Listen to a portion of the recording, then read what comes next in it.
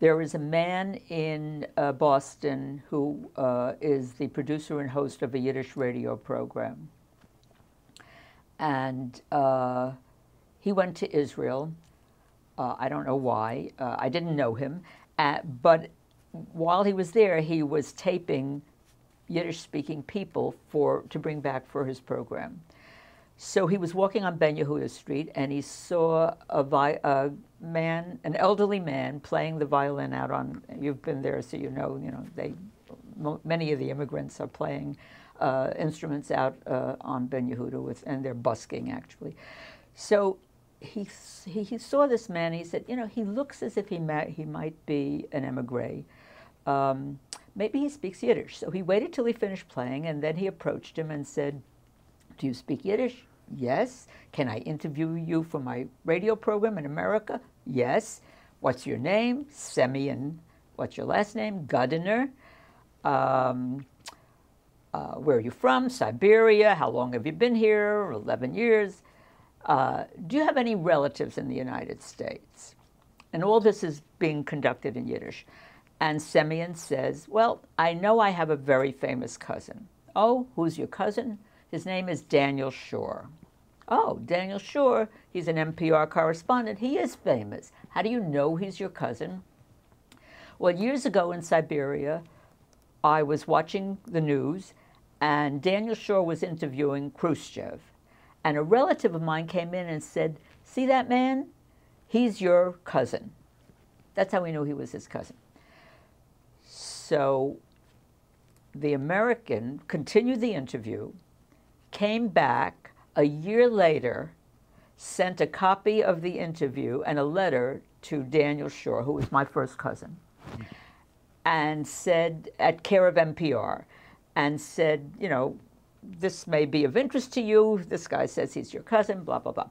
So my cousin Danny, who also spoke Yiddish, but who had forgotten it, he didn't study it as long as I did, sent it on to me, and he said, "Your Yiddish is much better than mine. Why don't you, see if this guy is related to us?" Well, I translated the interview, and then I got very excited because my father was one of 11 children. The oldest one was a man named, a boy at that time named Cohen. My father was one of the younger ones. So there is a 17-year difference between the two brothers. Semyon's father was Cohen. And Cohen had left the house and gone to Russia for work after the First World War because there was no work anymore in Tel Aviv.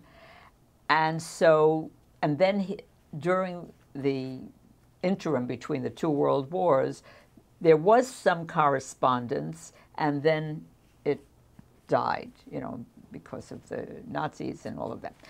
So I got so excited when I read this. So I wrote a letter. Oh, first I had to send an email to a good friend of ours in Israel who was a city planner. I said, "All I know is the man's name is Semyon Gardiner. I assume he lives in Jerusalem because he was busking on Ben Yehuda. Can you find out his address and telephone number or anything you can find out?" Within 15 minutes, she sent back his address, his wife's name, and then I wrote a letter in English, and I wrote a letter in Yiddish, the same letter in Yiddish, and a letter in Hebrew, which takes me quite some time.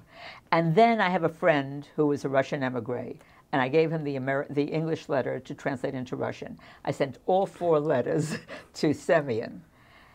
And with that, we began a correspondence. He has a daughter who is my kid's age, or maybe even a little younger, and she has email. He doesn't. I figured, chances are he wasn't going to have email.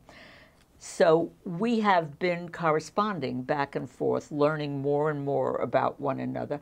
Everything I get from them, I translate or have translated by my Russian friend, or if it's in Hebrew, I translate it and send it to everybody in my family, all my cousins. That's what's left. But we're a bunch of cousins, and we're very close. And so last year, my son Robert, who is a writer, was in Italy on sabbatical with his family, and then they asked him to come lead a workshop in Bar Ilan, a writer's workshop. So he was in Jerusalem for 10 days, and he met Semyon and the whole family. And he came back, and he called us, and he said, "You must, they're wonderful people, and you've got to see them soon." He's 88. He was 87 at that time. And so my husband and I decided we got to get to, we wanted to go anyway, but my husband has some physical problems. We didn't know whether we should go. We decided we better go, and we went last May. And we went we had a wonderful time. We did all kinds of things, but we really went primarily to meet them. And they're delightful. They're wonderful. He was a violinist in the Siberian orchestra in Omsk, in the Omsk Orchestra. And we communicated, he and I communicated in Yiddish. I communicated with his daughter in Hebrew. He has 4 grandchildren, so we communicated with them either in Hebrew, or my husband and they spoke a little English. So we were like going in every language possible. It was fabulous. It was fabulous.